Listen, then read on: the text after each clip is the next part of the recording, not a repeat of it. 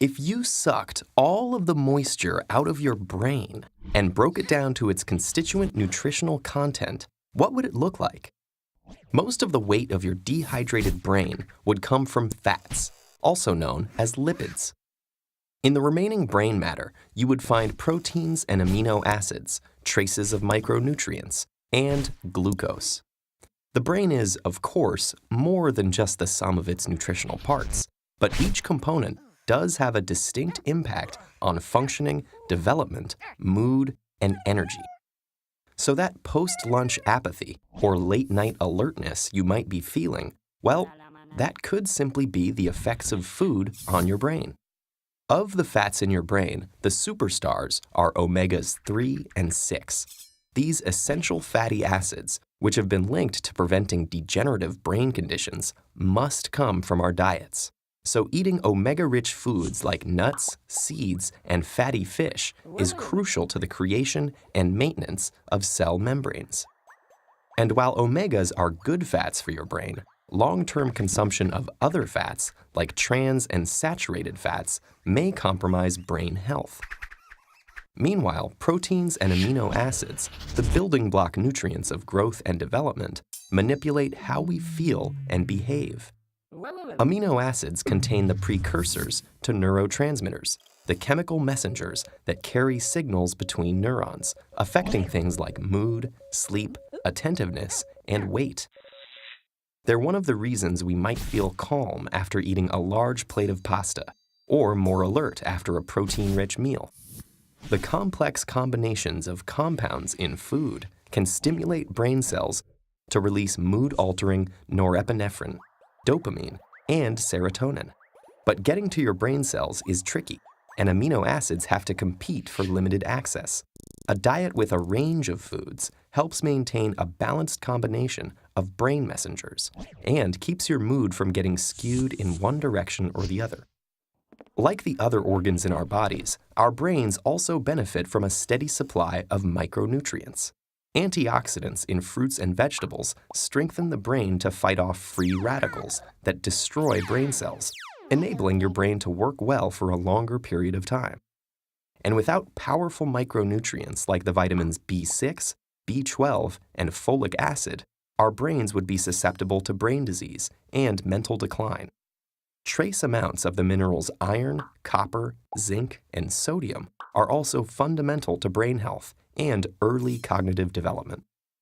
In order for the brain to efficiently transform and synthesize these valuable nutrients, it needs fuel, and lots of it. While the human brain only makes up about 2% of our body weight, it uses up to 20% of our energy resources.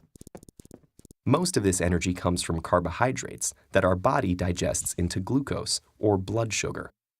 The frontal lobes are so sensitive to drops in glucose, in fact, that a change in mental function is one of the primary signals of nutrient deficiency. Assuming that we are getting glucose regularly, how does the specific type of carbohydrates we eat affect our brains? Carbs come in 3 forms: starch, sugar, and fiber. While on most nutrition labels, they are all lumped into one total carb count, the ratio of the sugar and fiber subgroups to the whole amount affect how the body and brain respond. A high glycemic food, like white bread, causes a rapid release of glucose into the blood, and then comes the dip. Blood sugar shoots down, and with it, our attention span and mood. On the other hand, oats, grains, and legumes have slower glucose release, enabling a steadier level of attentiveness. For sustained brain power, opting for a varied diet of nutrient-rich foods is critical. When it comes to what you bite, chew, and swallow, your choices have a direct and long-lasting effect on the most powerful organ in your body.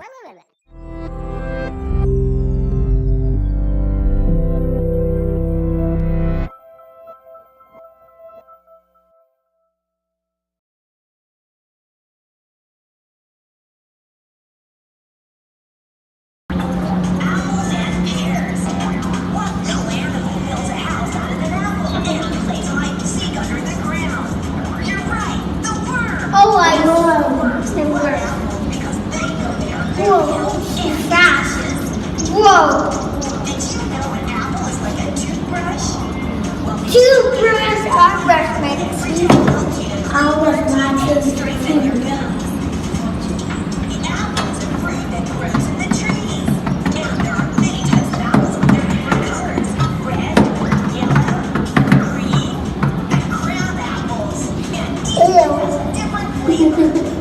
Pears belong in the same family as apples.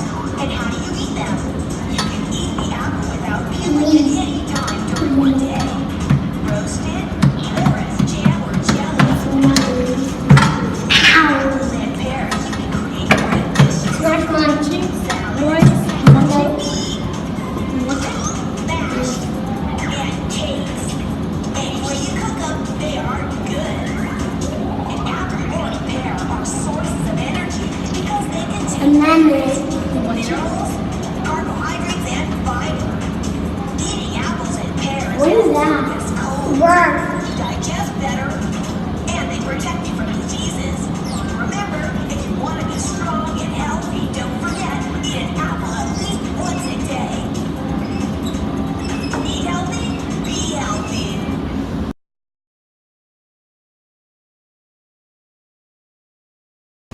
There we go.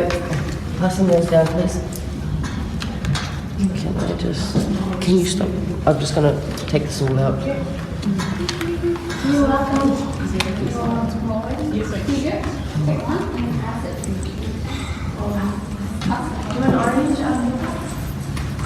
Nope. Thank you. Do you want to hear it?